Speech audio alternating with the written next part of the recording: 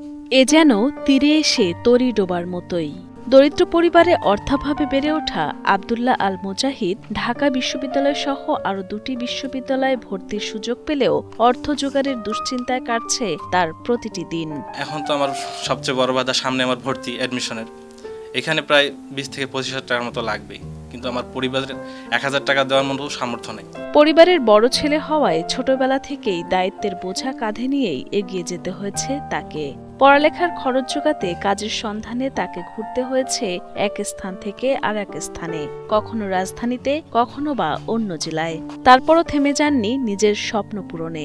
কিন্তু তার স্বপ্ন পূরণের এখন সবচেয়ে বড় চ্যালেঞ্জ বিশ্ববিদ্যালয়ে ভর্তি ও পড়াশোনার খরচ বহন করা। এখন তো আমার ভর্তির ডেটও দিয়ে দিছে ঢাকা বিশ্ববিদ্যালয়ে। এখন অনেক টাকার প্রয়োজন।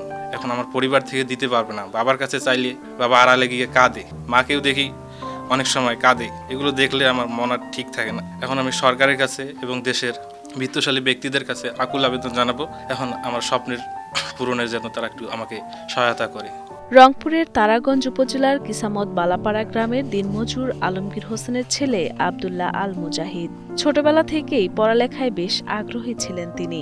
নতুন বই কেনার টাকা না থাকায় অন্যের কাছ থেকে ধার করে পড়েছেন পুরাতন বই। অন্যের জমিতে দিনমজুরের কাজ শেষে করেছেন টিউশনিও। বেসরকারি একটি প্রতিষ্ঠানে নৈশপ্রহরীর কাজ পর্যন্ত করেছেন তিনি। দিনে কাজ আর রাতে পড়াশোনা করে ভর্তির সুযোগ পেয়েছেন ঢাকা বিশ্ববিদ্যালয় সহ জগন্নাথ বিশ্ববিদ্যালয় এবং চট্টগ্রাম বিশ্ববিদ্যালয়ে। আমি যখন এসএসসিতে পড়ি তখন গ্রাম থেকে পড়েছি, কোথাও প্রাইভেট পড়তে পারি নাই। আবার এসএসসি লেভেলটা পার করে যখন আমি কলেজ লেভেলে আসলাম, আমার জীবনটা আরও কঠিন হয়ে গেল। আমার পড়ালেখার খরচটা আরও বেড়ে গেল। যখন আমি খেতে পারতাম না, এমন অবস্থা যে আমি নাইট ডিউটি পর্যন্ত করেছি আমাদের এলাকার সামনে। অদম্য মেধাবী মুজাহিদের এমন সাফল্যে গর্বিত পরিবার, তবে দুশ্চিন্তায় আছেন তার ভবিষ্যৎ নিয়ে। ছেলের ভর্তি ও পড়াশোনার খরচ জোগাতে পরিবার ছেড়ে কুমিল্লায় রিকশা চালাচ্ছেন আলমগীর হোসেন। তবু সেই আয়ে সংসার চালানোই কঠিন দরিদ্র বাবার পক্ষে। অনেক কষ্টে আমার বাচ্চা এত দূর আগে গেছি। এখন তো সবার কাছে আমার আবেদন, আমার বাচ্চাটাকে সবাই হেল্প করেন।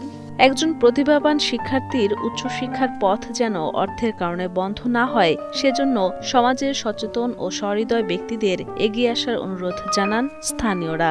সে তার বাবা যে পড়াশোনা করাবে এরকম এবিলিটি মুজাহিদের বাবার নাই। দেশের কয়েকটা ভার্সিটিতে চান্স পেয়েছে। আমরা গ্রামবাসী আসলে খুব গর্ববোধ করতেছি, কিন্তু খুব অত্যন্ত দুঃখের বিষয় সে যে এই ভার্সিটিগুলোতে পড়াশোনা করবে তার আসলে ভর্তি হওয়ার মতো কোনো সামর্থ্য নাই। যে কোনো সংস্থা কি সরকারের পক্ষ থেকে এই ছেলেটার যদি একটু দায়িত্ব ভার কাঁধে নেয়, ছেলেটা হয়তো, এই মেধাবী ছেলেটা হয়তো একদিন দেশের জন্য অনেক কিছু করতে পারবে।